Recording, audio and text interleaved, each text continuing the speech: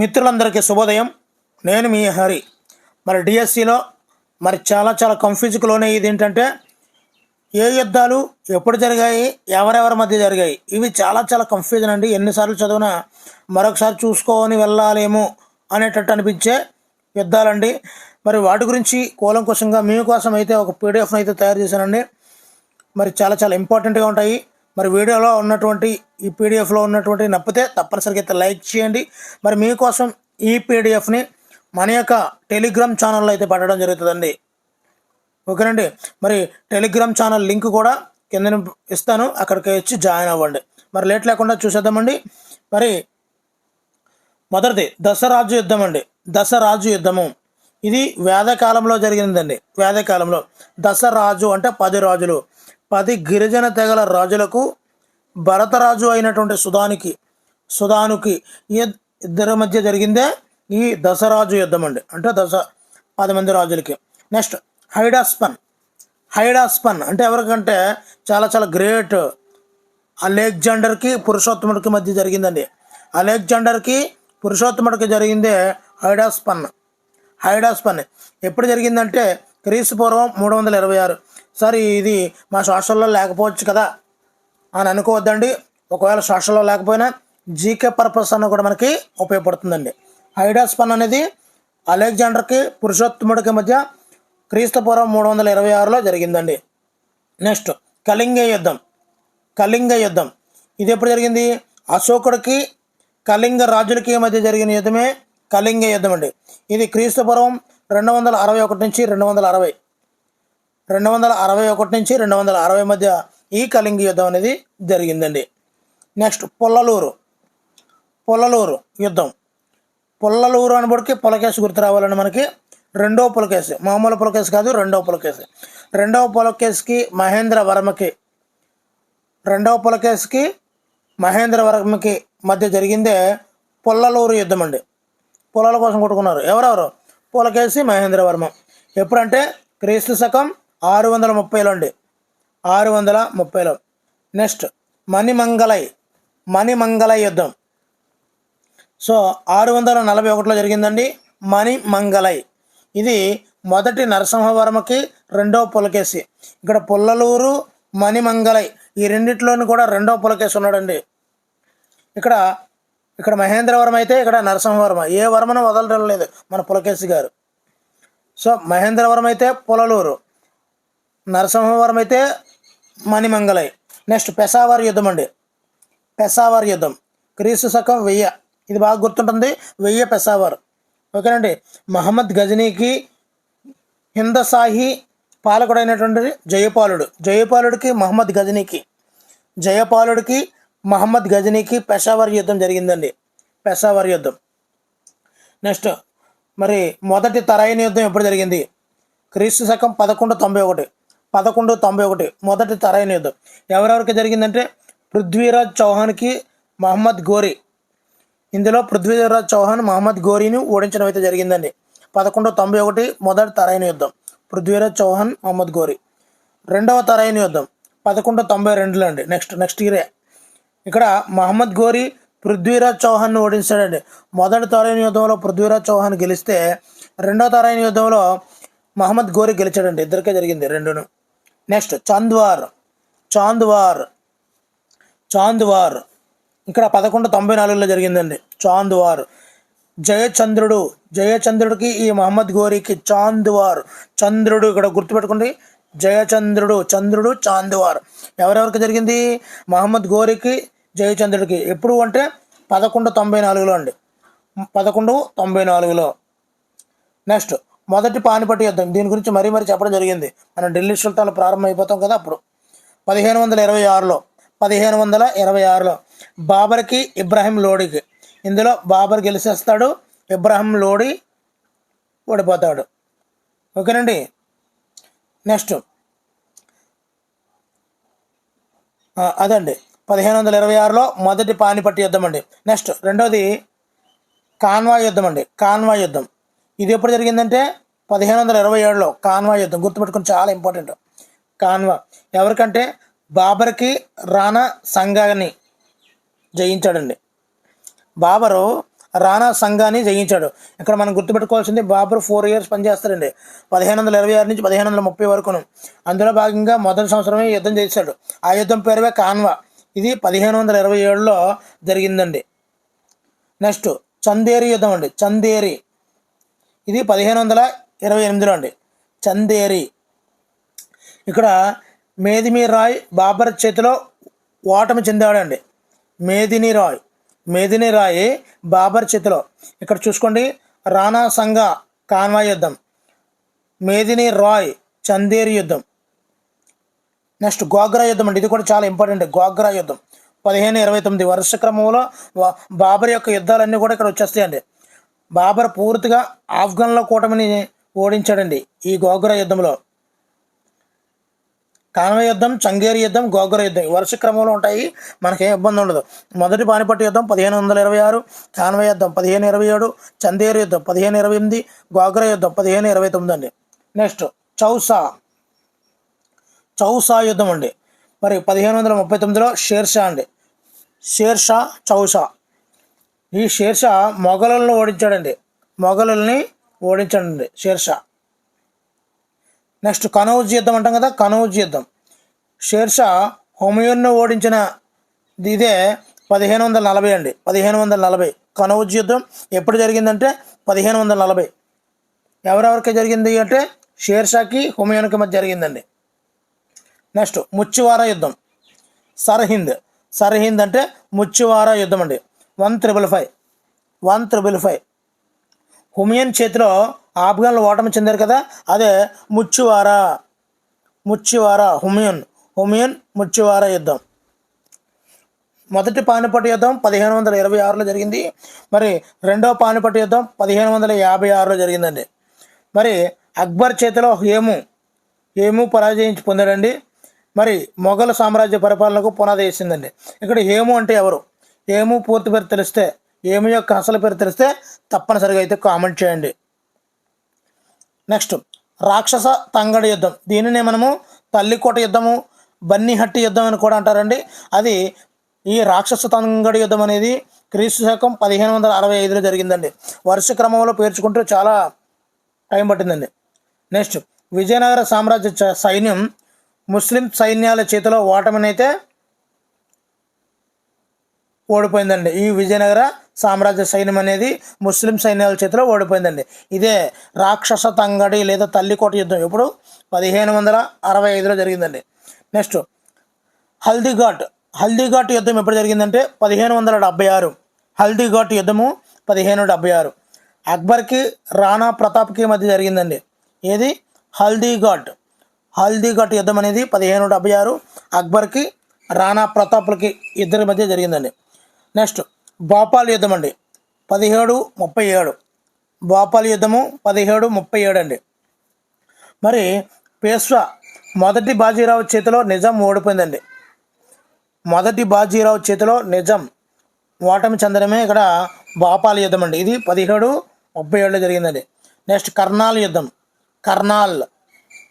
ఇది 1739లో జరిగిందండి. కర్నాల్ యుద్ధం ఎప్పుడు జరిగిందంటే 1739 అండి.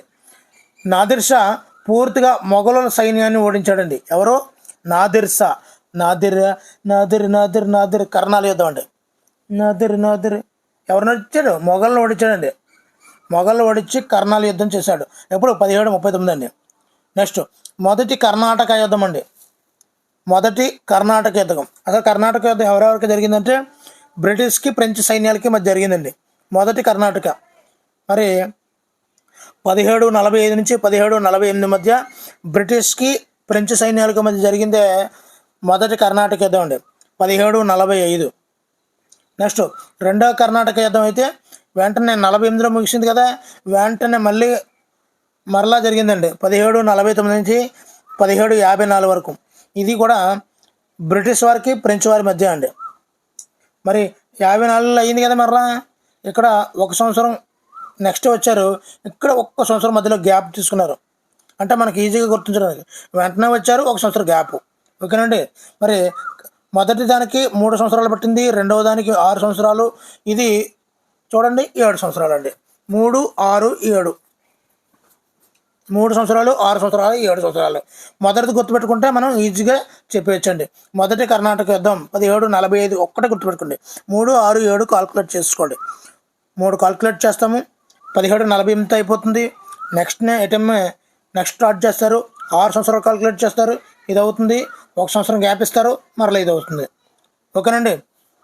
సో 3, 6 అప్రాక్సిమేట్గా ఇదండి. 1756 మధ్య, 1756కి 1763 మధ్య యూరప్లో సప్తవర్ష సంగ్రామం ఫలితంగా భారత్లో బ్రిటిషు ఫ్రెంచ్ వారి ఇద్దరి మధ్య ఆధిపత్య పోరు, బ్రిటిష్ వారి ఆధిపత్యం, ఇదంతా కూడా ఎక్కడ జరిగిందంటే 3వ కర్ణాటక యుద్ధం అండి. మొదటి కర్ణాటక యుద్ధం బ్రిటిష్కి ఫ్రెంచ్ సైన్యాలకి, రెండో కర్ణాటక యుద్ధం బ్రిటిష్కి ఫ్రెంచ్ వారికి, 3వ కర్ణాటక యుద్ధం సప్తవర్ష సంగ్రహం ఫలితంగా భారతదేశంలో బ్రిటిషు ఫ్రెంచ్ వారి మధ్య ఆధిపత్య పోరే ఈ 3వ కర్ణాటక యుద్ధం అండి. నెక్స్ట్ ప్లాసీ యుద్ధం 1757 ప్లాసీ. 1757 ప్లాసీ. ఇది బెంగాల్ నవాబు అయినటువంటి సిరాజుద్దౌలాకు, రాబర్ట్ క్లైవ్ నేతృత్వంలో సిరాజుద్దౌలాకు బ్రిటిష్ సైన్యాలకు మధ్య జరగడం జరిగిందండి. ఇది ఎవరికి?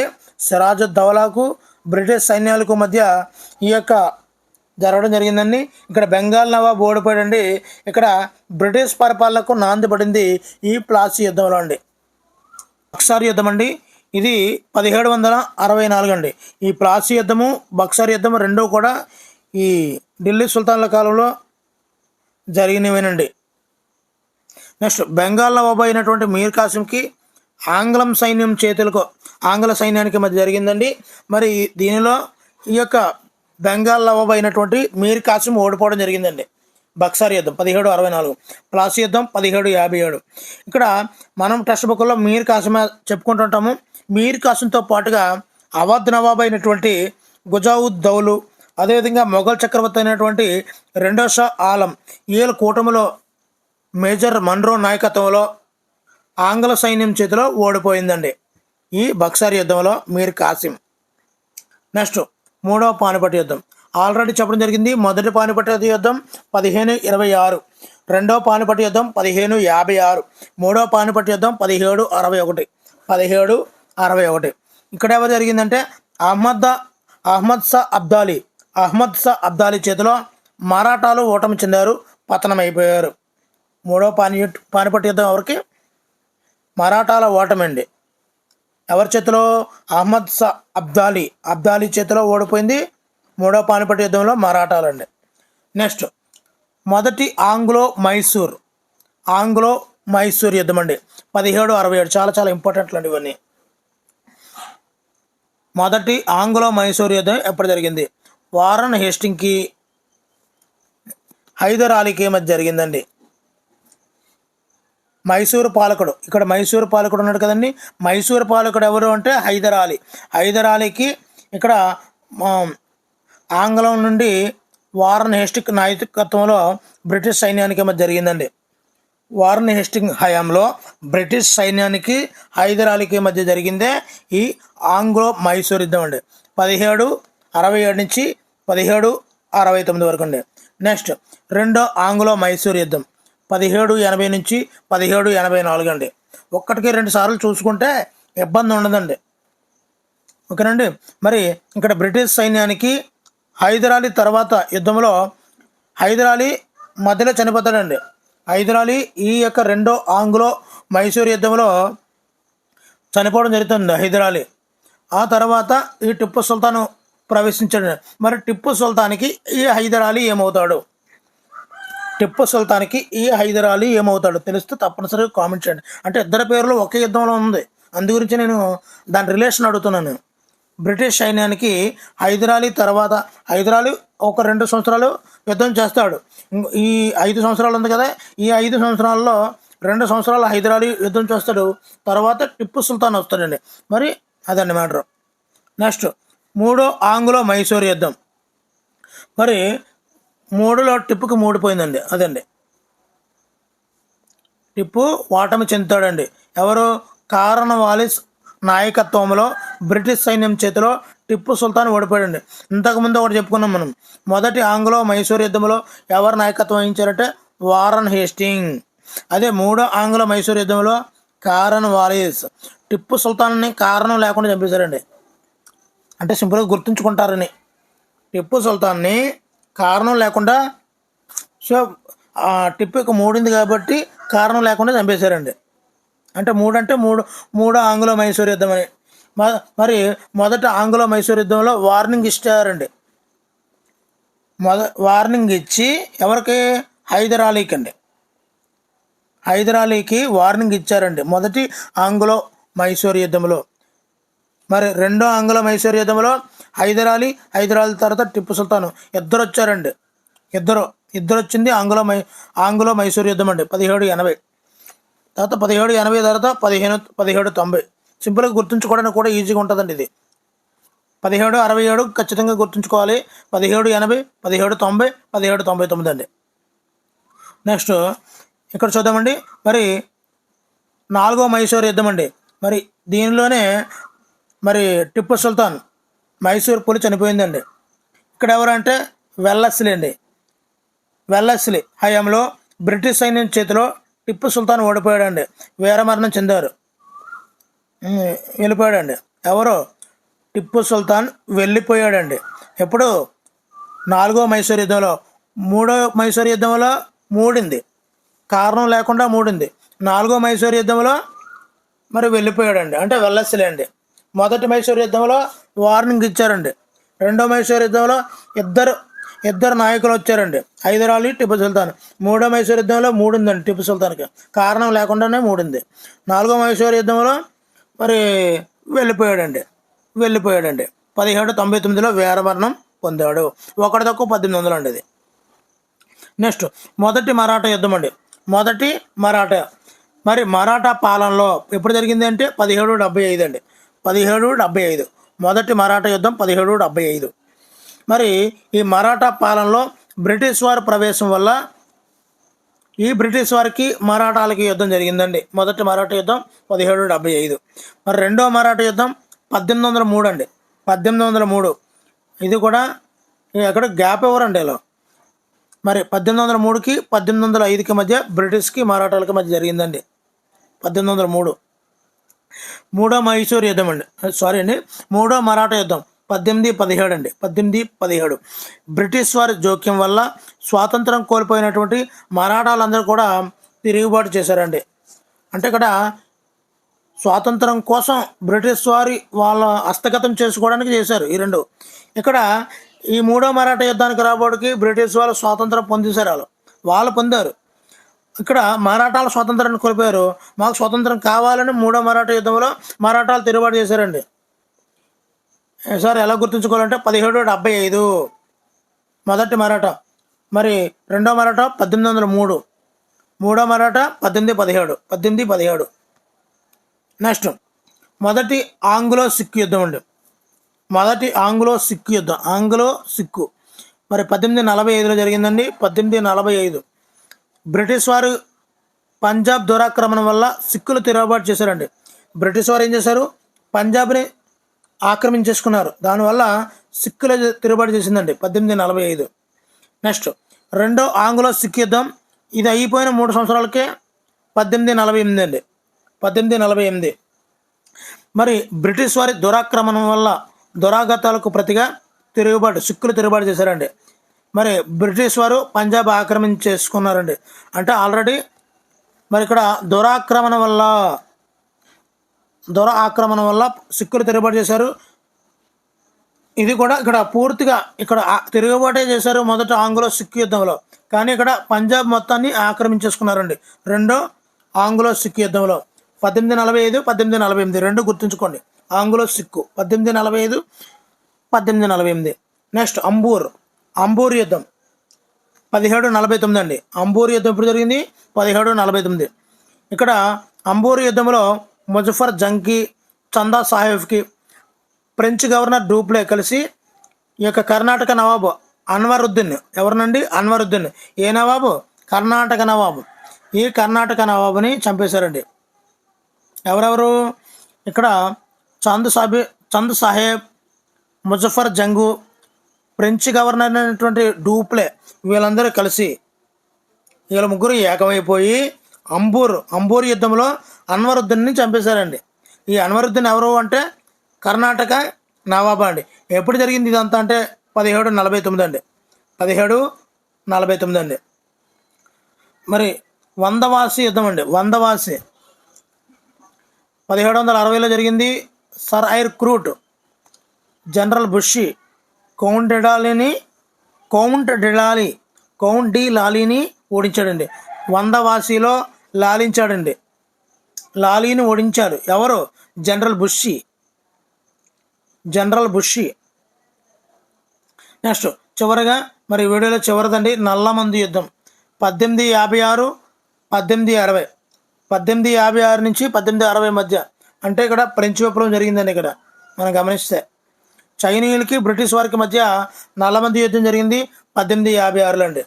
మరి వీడియోలో ఉన్నటువంటి అమూల్యమైనటువంటి ఈ పీడిఎఫ్ కావాలంటే డిస్క్రిప్షన్లో అయితే లింక్ అయితే ఉంటుందండి. మన టెలిగ్రామ్ ఛానల్లో జాయిన్ అవ్వండి. అక్కడి నుంచి మీరు ఈ యొక్క పీడిఎఫ్ను పొందవచ్చు. మరి వీడియోని చూస్తున్నారు కానీ లైక్ చేయడం లేదండి. మీరు ఇచ్చే లైక్ కామెంట్ చాలా విలువైనవి. Thank you for watching. Me Hari signing out.